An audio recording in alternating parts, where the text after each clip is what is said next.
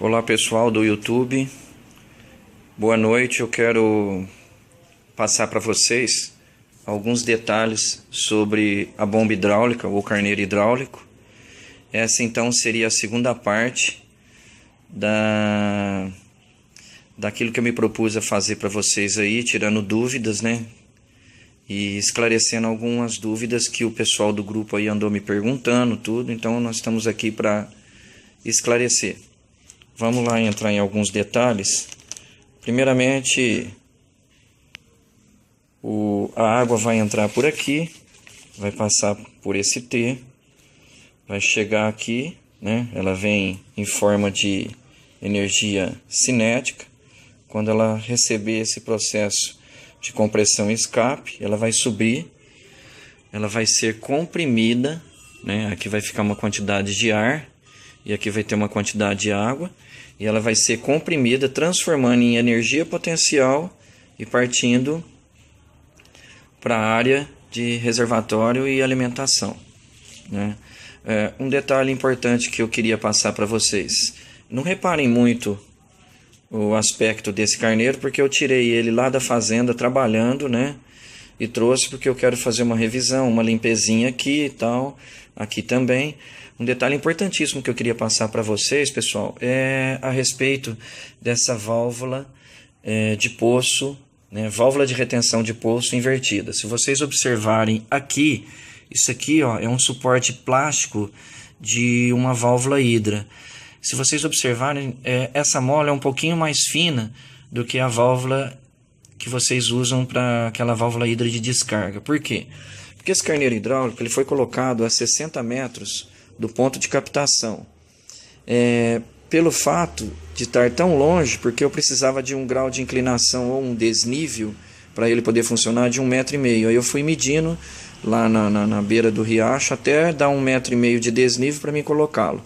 Como ficou muito longe, então ele ficou com menos pressão aqui, né? Embora esse cano seja grosso, ele ficou com menos pressão. O que eu fiz? Para não perder todo o trabalho, eu diminuí a bitola dessa mola. Eu pus uma mola mais fina. Foi um sucesso. Fiz uma regulagem aqui, né? Como eu expliquei para algumas pessoas aí que me fizeram perguntas, não é a quantidade de batidas por minuto rapidamente que vai te dar um bom fluxo de água no final, ou uma boa captação. É uma batida cadenciada. Eu costumo dizer aí de 20 a 30 batidas, né, por minuto. Eu consegui fazer, vamos dizer, menos quantidade de batidas por minuto e eu tive êxito. Outra dúvida que eu queria esclarecer para o pessoal. Isso aqui é uma garrafa metálica que eu comprei no ferro velho, né? E também foi muito boa. Por quê? Porque se você coloca uma garrafa PET, como muitos fazem por aí, você vai ter um coeficiente de dilatação. Você não vê, mas ela vai, conforme ela dá a pressão, ela vai dilatando. Nessa dilatação, você vai perder muito no chamado coeficiente de dilatação, né? E essa válvula, por exemplo, eu coloquei ela aqui para a gente, quando precisarmos fazer aí uma manutenção no carneiro, nós fechamos aqui e tudo bem. Agora, um detalhe importantíssimo que eu queria explicar para vocês é isso aqui. É um pequeno orifício. Se vocês quiserem usar aí meio milímetro ou 1 milímetro com uma broca fina, vocês podem fazer. A dúvida do pessoal era por que o carneiro hidráulico, depois de um bom tempo trabalhando, ele para. Justamente por causa desse pequeno segredo. Se você não colocar este orifício de respiração para a água chegar a fazer todo o trabalho de energia cinética e potencial, realmente você vai ver que seu carneiro está muito bem confeccionado, mas vai parar depois de um certo tempo de trabalho. Por quê? Porque você vai criar tanta pressão aqui dentro, sem ele respirar, que vai chegar uma hora que a pressão aqui dentro vai ser tão grande que ela não vai deixar mais essa válvula de retenção vertical subir e descer e fazer o processo, né, de compressão e escape. Então o que ele faz? Ele simplesmente faz esse carneiro respirar, né, para poder fazer esse processo de compressão e escape, para ele poder criar uma pressão aqui dentro de tal forma que ele vai gerar uma pressão e vai mandar essa água para o teu ponto de para o teu ponto de recepção, a sua caixa d'água.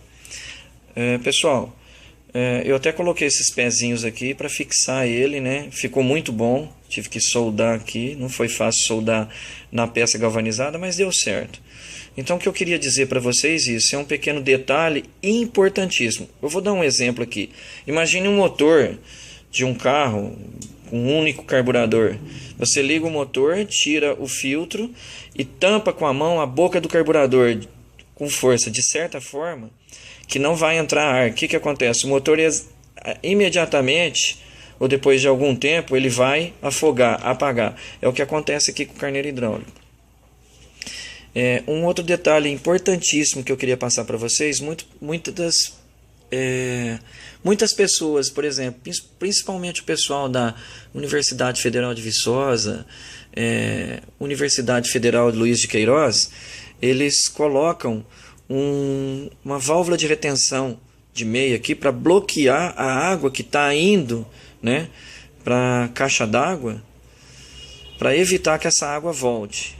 Eu fiz alguns testes e não gostei dela aqui perto não. O que eu fiz? Eu tirei ela, meu carneiro funcionou bem. Mas eu aconselho vocês que, se porventura vocês colocarem uma válvula de retenção, coloquem pelo menos a 8 metros de distância da saída aqui, ó. Por quê? Porque existe aqui um outro problema, um outro fenômeno da água chamado fluxo laminar com muito oxigênio na água. Eu fiz um linearizador, que é uma peça que fica entre a saída do carneiro hidráulico e a válvula de retenção. E quando eu coloquei essa válvula de retenção, vamos dizer assim, a 8 metros de distância, e o linearizador aqui perto, eu tive um êxito tremendo. Eu aumentei o meu fluxo de água em 30%. O que devo dizer? Quando você coloca o carneiro hidráulico para trabalhar, ele vai formar muita bolha, né? E o fluxo laminar desse carneiro hidráulico, ele vai criar um oxigênio e vai diminuir a tua quantidade de água no seu ponto de recepção ou caixa d'água. Se você criar ou colocar esse linearizador entre a saída e a válvula de retenção, quando essa água chegar na válvula de retenção, ela vai estar totalmente sem aquele fluxo laminar cheio de oxigênio. Então, se você vai ter um fluxo laminar muito bom, certo? Conseguindo até chegar a 30% a mais de captação. Na terceira parte eu vou mostrar para vocês como faz esse fluxo, como faz esse linearizador para quebrar a oxigenação no fluxo laminar da água, e vocês vão ver que realmente ele vai aumentar em muito, né, a sua quantidade de captação da água. Quando eu digo 30% de aumento, para um carneiro desse é muita coisa, gente. Então eu estou aí para esclarecer para vocês. Espero ter esclarecido um detalhe que o pessoal estava com dúvida. Eu já vi também o pessoal lá na Universidade Federal de Viçosa colocarem esse orifício aqui, tá? Ou outros colocam aqui. Eu particularmente coloquei num aqui, não gostei. Coloquei aqui, também não gostei. O único lugar que eu achei mais interessante e gostei pra caramba foi aqui, ó. Sabe, na rosca. Na verdade, essa aqui é uma união entre o T e a válvula de retenção vertical. Quando eu coloquei esse orifício aqui, o carneiro não acelerou as batidas e também não parou mais. Vocês podem observar como é que ele está cansadão. Faz 2 anos que ele está trabalhando lá na fazenda, irrigando. Eu tenho, como vocês viram na primeira parte desse vídeo, eu tenho 2 caixas de 500 litros lá e estou muito satisfeito com ele. É um carneiro pequenininho, vai dar pouca manutenção. É isso aí, pessoal. Qualquer dúvida, escreva aí para mim no canal, dá um joinha aí se você achou interessante, me ajuda aí.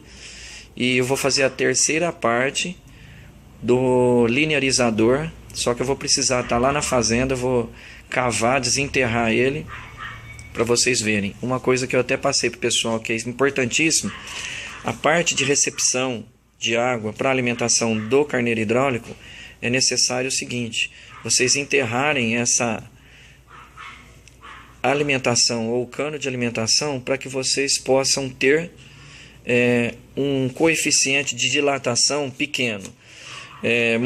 O correto seria colocar tudo isso aqui de metal, ferro, mas fica caro, né? Principalmente se é um carneiro que, para dar um desnível bom, você precisar colocar mais longe do ponto de captação. Se você enterrar isso aqui, a terra vai ajudar a prensar o cano, né, de PVC, e evitar o coeficiente de dilatação quando acontecer aqui a transformação do fenômeno chamado golpe de Ariete, né, e transformar a energia cinética em energia potencial, tá?